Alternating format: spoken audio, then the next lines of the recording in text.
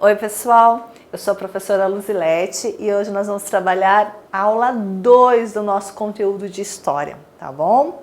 Na aula passada a gente falou um pouquinho sobre a importância de normas e regras. Lembra que a gente viu aquela imagem do carro que estava parando, tinha uma placa dizendo pare, o carro parou para que o pedestre pudesse passar. Vocês lembram disso?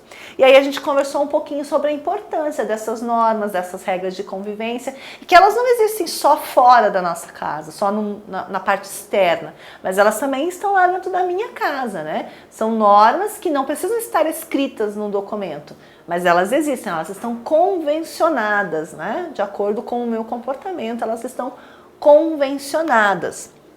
Então, vocês tinham que fazer a lição de casa, vocês tinham que encontrar uma placa de trânsito aí do entorno de vocês, né, ou de um percurso que vocês tenham feito e que vocês lembrem. Vocês teriam que desenhá-la e escrever o que ela significa. E aí, isso foi fácil, foi difícil? Será que onde você mora é um local bem sinalizado, um local mal sinalizado? Porque a placa de trânsito, ela existe em vários lugares, mas tem lugares em que a gente encontra com mais facilidade e tem locais que a gente encontra com menos facilidade. Então, como que foi essa atividade para vocês? Foi fácil? Foi médio? Foi difícil? Como é que foi? Pensa aí, né? Pensa um pouquinho, reflete um pouquinho sobre como foi fazer essa atividade. Eu trouxe para nós aqui, então, algumas possibilidades de placas. Claro, essas aqui são algumas, talvez as mais comuns, mas nós podemos encontrar outras. Quer ver um exemplo que a gente encontra quando a gente chega no estacionamento do mercado? Às vezes eu quero estacionar lá bem pertinho da porta do mercado. Aí eu pego o meu carro, chego bem animada e penso, olha, aquela vaga está me esperando. E quando eu paro o meu carro na frente da vaga, eu vejo lá ou escrito idoso, ou eu vejo um desenho que é uma cadeira de rodas. O que isso significa? Ainda quando está escrito idoso, ok, tá claro. Mas e quando tem essa cadeira de roda? O que significa? Significa que aquela vaga é para cadeirantes. E vocês sabem que cadeirante, gente, isso é bem importante a gente saber, não é só a pessoa que não caminha, né? E que tem alguma doença que impede ela de caminhar. E que ela anda sempre em cadeira de roda. Não, mas se eu sofrer um acidente por um tempo, eu precisar usar a cadeira de roda para me locomover, eu posso estacionar o meu carro ali, tá bom? Então, aí a gente viu aqui, então, eu trouxe para vocês algumas possibilidades de placas de trânsito. Então, eu tenho aqui as placas amarelas, que são placas de advertência, e tem algumas que estão na cor vermelho e branco. Então, por exemplo, essa daqui que tem duas pessoas, tem um adulto e uma criança, significa que é uma área escolar, né? Então, significa que eu preciso estar atento. Se é uma área escolar, tem bastante gente ou pouca gente transitando. Normalmente tem bastante gente, mas em horários específicos, né? Horário de entrada, horário de saída, horário do almoço, né? Então, essa placa indica que eu tenho que estar atenta, porque ali é uma área escolar. Essa daqui também, que eu tenho que ficar atenta, porque no percurso que eu estou, aonde eu estou, é um local de grande circulação do quê? De ciclistas, tá vendo? Aqui, essa placa aqui significa que eu posso estacionar, quer dizer, se eu estou lá dirigindo o meu carro, preciso parar em algum lugar, estou procurando uma vaga na rua e encontro essa placa, significa que eu posso parar o meu carro ali, né, bem tranquilamente e fazer o que eu tenho para fazer. Essa daqui, de 60 km por hora. Essa daqui significa que nesse espaço onde eu estou circulando, o máximo de velocidade que eu posso andar é 60 km por hora. Significa que se eu andar mais do que isso, eu posso ser multada, né? Mesmo que eu não cause nenhum acidente, mesmo que eu não atropele alguém, mesmo que eu não faça nada de errado no sentido de causar mal para alguém. Mas se eu for pega no radar, numa pista onde o máximo é 60 por hora, eu estiver a mais que isso, eu vou receber uma multa sim. Porque mesmo que eu não tenha causado problema, eu poderia causar um problema ao outro e, claro, a mim mesma, né? Também tem essa outra placa aqui que também é pare. Estão vendo? Também, só que na placa amarela significa, olha, atenção, você precisa parar, você precisa reduzir a velocidade, né? E aqui, essa daqui normalmente a gente encontra perto de hospitais, né, de lugares onde precisa de bastante silêncio, porque tem gente convalescendo, que é proibido buzinar, né? Olha lá, não é permitido buzinar. Se tivesse essa faixinha aqui, nesse daqui, será que eu ia poder parar o meu carro?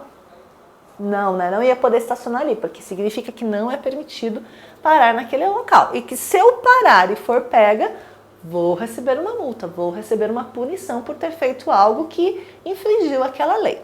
Tá certo?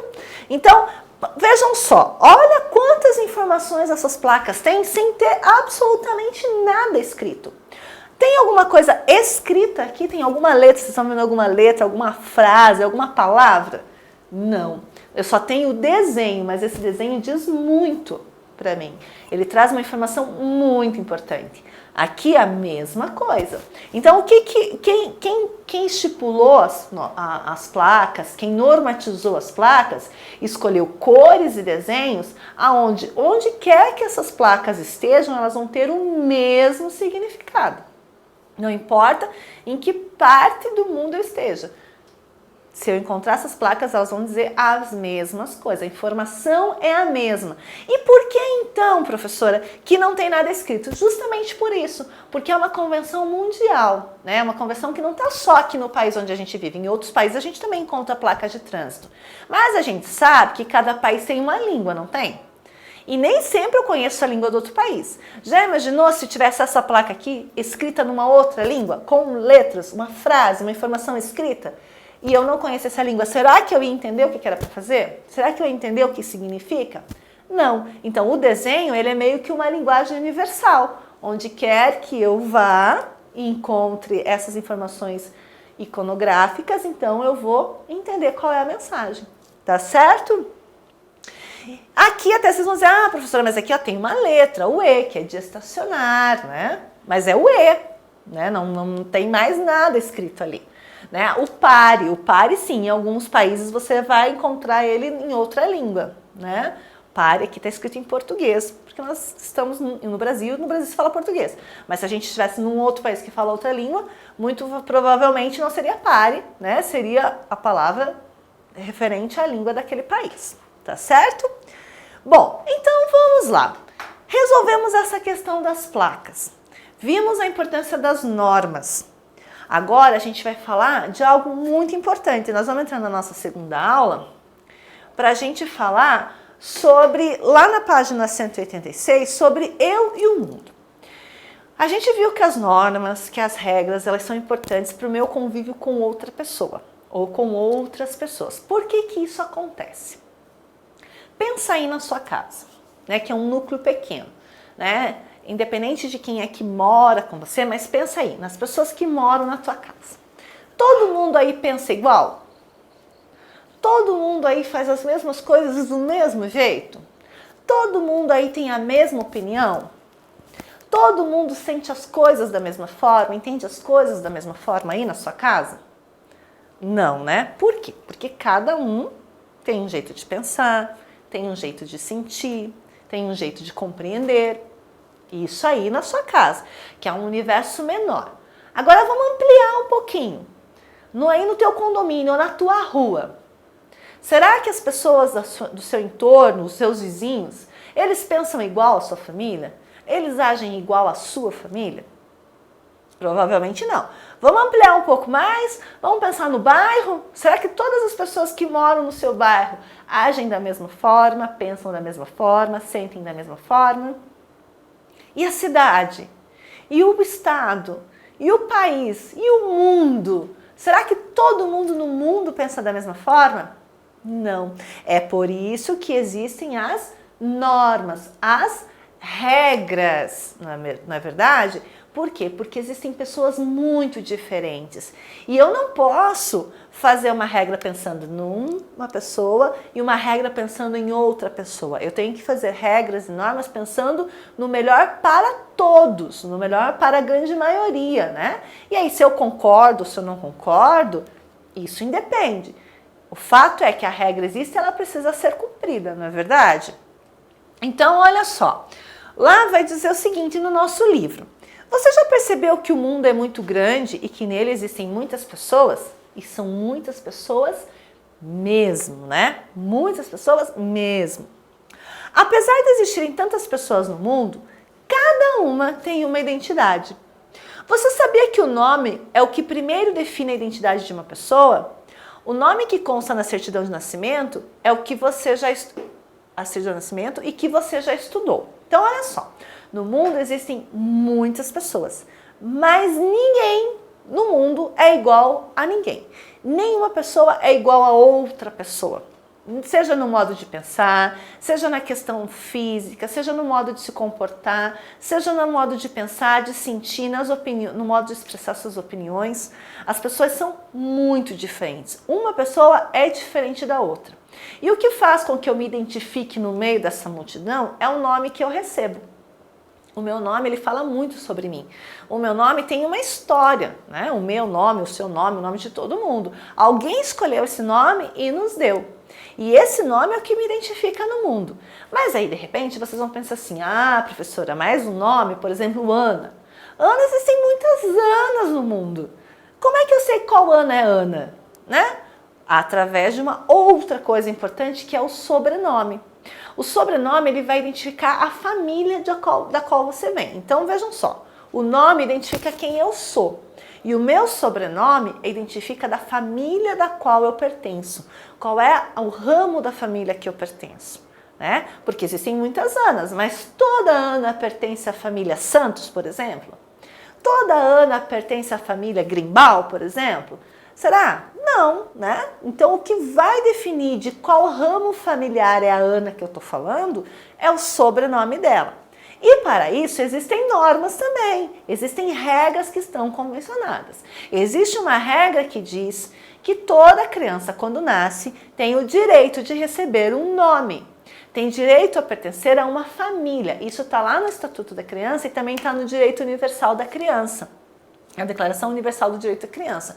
Toda criança tem direito a receber um nome e tem direito a pertencer a uma família. Não importa se essa família é a família que eu nasci, não importa se essa família foi uma família que me adotou, não interessa, isso não tem problema e não tem importância.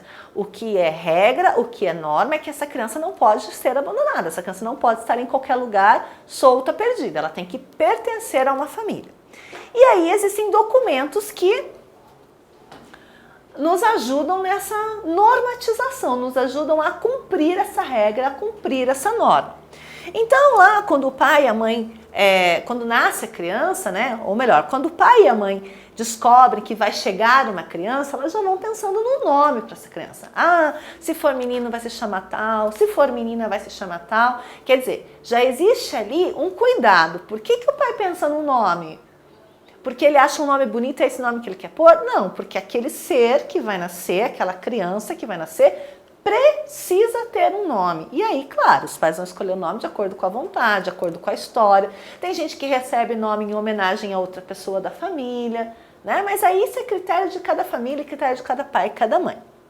Quando a gente nasce, o primeiro documento, a primeira regra que os pais cumprem é: a criança nasceu e eles vão registrar esta criança, quer dizer, eles vão anunciar legalmente que essa criança existe, tá? E aqui eu quero fazer um parênteses para a palavra legal, tá, gente? Legal aqui não é, que bacana, não. Legal é de legalidade, de estar dentro da lei. Tudo que está dentro da lei é algo legal. Então, dentro da lei diz que toda criança tem o direito a ter um nome e a ter uma certidão de nascimento. É esse documento aqui que vocês já viram, né, em outro livro, né? E ele é o documento que diz que eu existo, né? E é lá o que a gente vai encontrar nesse documento, basicamente, que vai dizer que essa certidão é minha, não é de outra pessoa. Então eu vou ter lá o nome da criança, né? Nesse caso aqui é a Paula Lima. Daí vai existir um número que é uma matrícula. Quer dizer, quando registrar o nome, essa criança ela foi colocada dentro de um sistema, esse sistema tem uma matrícula, um número, que vai fazer com que essa Paula Lima seja do número 9, por exemplo, e a outra Paula Lima, que pode acontecer que tenha uma outra Paula e que tem o sobrenome Lima, tem um outro número de registro. Então, esse número significa que elas não são a mesma pessoa. vai ter a data em que essa criança nasceu, né? Tanto escrita, tanto por extenso, como usando algarismos, né? 15/5/2011. O horário em que ela nasceu, o estado em que ela nasceu, a cidade em que ela nasceu. Vai ter lá também o nome da mãe dessa criança, né? Em alguns casos tem o nome do pai e da mãe, às vezes tem só da mãe, normalmente agora tem do pai e da mãe. Também a gente vai ter o nome dos avós dessa criança, né? Quem que é o avô paterno? Quem que é o avô materno? A avó paterna, a avó materna. São coisas que identificam a gente. Porque, por exemplo, essa Paula Lima tá dizendo lá que o avô, que ó, o avô materno se chama Adalberto Pereira. E a avó materna se chama Carolina Pereira. Será que esse avô Alberto e essa avó Carolina vão ter mais uma neta chamada Paula Lima? Não. Mas será que existe uma outra Paula Lima no mundo? Muito provavelmente, porque Paula é um nome comum e o sobrenome Lima também. Mas o que vai diferenciar essa Paula Lima de outra Paula Lima, além do número da matrícula, além da data de nascimento, são os nomes dos avós. Tá certo? Outro documento que nos define, né, que nos identifica, é o nosso RG. O RG é o registro, né, o nosso registro é a nossa identidade. E aqui nesse RG vai uma coisa muito bacana, que é a digital. Por que eu trouxe esse RG aqui para a gente ver? Só por conta da digital. Porque digital, que é isso que a gente tem aqui no dedo, né? Que a gente vai lá e coloca todos os dedinhos, passa lá aquela tinta e depois a gente carimba, ela é única. Lembra que nós conversamos que tem muita gente no mundo, muita gente, mas nenhuma pessoa vai encontrar uma digital igual a outra, desculpa, gente, uma digital igual a outra. Tanto isso é verdade que vamos pensar lá no trabalho do detetive. Acontece algum incidente, algum problema, quando a polícia vai investigar, quando o detetive vai investigar, qual é a primeira medida que eles fazem? Coletar digitais. O que isso significa? Que ali naquele local vão estar as digitais das pessoas que passaram por ali. E como uma digital não é igual a outra, não tem como eu confundir o João com o Pedro, né? Porque a digital do João é um, a do Pedro é outro. Essas digitais vão para um banco de dados e lá eles vão coletar. Tanto é que quando a gente faz a identidade, essa identidade ela está ligada à questão do sistema de segurança e do sistema de justiça, né? Então a nossa digital ela está cadastrada num sistema onde tem milhares de digitais. E aí quando o detetive estão investigando coisa e tal coisa, chegam com aquela digital que eles coletaram e jogam nesse banco de dados. E ali eles vão ver quem é o dono daquela digital. Entendem? Por quê? Porque digital é algo único e é por isso que a gente carimba a nossa digital lá no RG. Ok? Outra coisa importante é o autorretrato. Ah, então a gente tem que ter um autorretrato? Não. Mas quando eu falo de autorretrato, eu estou falando de mim mesma, não é isso? Eu trouxe aqui dois autorretratos de pintores famosos, de artistas plásticos famosos. Um é o Van Gogh, um holandês, né, um pintor holandês, e a Frida Kahlo, que é uma pintora mexicana. E autorretrato significa o quê? Que eles mesmos se desenharam, se pintaram, se retrataram.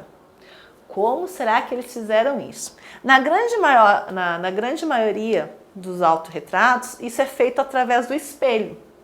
Então, diante do espelho, né, eu tenho o espelho e tenho a tela onde eu estou pintando. Então, eu vou olhando no espelho, observando os detalhes, lembra lá da palavra observar, né, observar e olhar com atenção, e vou registrando esses detalhes na minha pintura. Hoje em dia tem um autorretrato fantástico que é a selfie, né? Todo mundo faz selfie. É um autorretrato, né? Uma foto minha mesma feita por mim. Então, digamos que a selfie seja um autorretrato contemporâneo, né? Isso aqui nós temos a pintura. E hoje a gente tem a selfie, que é um registro digital, tá certo? Vamos falar então da nossa tarefinha de casa, para a gente realmente colocar em prática tudo isso que a gente aprendeu hoje? Então, olha só, a nossa tarefa de casa começa lá na página 186 e nós vamos falar no ícone mão na massa. Então, a primeira coisa, muito simples, é escreva o seu nome. nós já sabemos a importância que tem o nome. E todo nome carrega uma história. Nenhum pai, nenhuma mãe escolhe o nome só porque ele é bonito. Ele tem sempre uma história a mais. Além de ser bonito, além de eu querer aquele nome para o meu filho, tem toda uma história por trás desse nome. Então, o meu nome é importante. Cada um tem o seu nome, cada nome é importante. Então, você vai escrever o seu nome. Depois do número 2, diz assim: observe a imagem do mundo e com um lápis desenhe você no espaço em branco. Eu gostei muito dessa imagem, porque quem desenhou, quem criou, quem compôs essa imagem, ele foi usando para cada parte, para cada continente, ele foi usando características daquele continente para mostrar o quê? Que nós somos muitos no mundo e que cada continente, cada pedacinho de terra desse mundo grandão tem uma característica específica. Por exemplo, olha lá, na África, né, no continente africano, então eu tenho a girafa, a zebra, hipopótamo, leão, né, o jacaré, o flamingo. Aí vocês vão dizer: ah, professora, mas eu também encontro leão, zebra, girafa quando eu vou no zoológico aqui no Brasil mesmo. Ótimo, você encontra aqui no zoológico. Mas será que se você for, por exemplo, na Mata Atlântica, que é uma mata característica de várias partes do Brasil, você vai lá e você vai encontrar um leão? Provavelmente você vai encontrar o quê? Uma onça, porque onça sim é um animal característico do nosso país, né? Agora o leão não. Então o leão que está lá no zoológico provavelmente não foi recolhido na mata, na nossa mata, nas matas que nós temos aqui no nosso país. Além disso, o artista colocou algumas características físicas, algumas representações religiosas, né, mostrando como são essas pessoas. Será que, por exemplo, aqui, ó, na América do Sul, no Brasil, que é um país tropical, será que eu vou encontrar alguém morando num iglu? Será que tem como ter um iglu aqui na região do Brasil, aqui na América do Sul? Será que tem como ter um iglu? Não, porque o iglu é de uma outra região, é uma outra característica, né? Então, o que você vai fazer? Você vai se desenhar nesse quadradinho. Veja que esse quadrado está aqui, esse retângulo está aqui na América do Sul, né? Porque todos nós somos brasileiros, independente de se estamos na região norte, região sul, região centro-oeste, região nordeste, região norte, nós somos cidadãos brasileiros, certo? Então, essa é a segunda atividade, se desenhar. E a terceira atividade, muito importante, olha lá, diz o seguinte: mão na massa. Muitos artistas fazem autorretrato. Vimos a Frida, vimos o Van Gogh, né? E se vocês pesquisarem, vocês vão encontrar muitos outros artistas. E o autorretrato é uma representação de si mesmo. Pode ser uma forma de expressar como cada um se vê. Pense em suas características físicas e faça o seu autorretrato. Em seguida, mostre e explique o seu desenho para os colegas. Aí vocês vão dizer assim para mim. Nesse caso, vocês vão mostrar para a família, né? Para quem está aí com vocês. Ah, mas eu posso fazer uma selfie e colocar ali. Pode, pode. Mas o ideal seria que você, de fato, se desenhasse.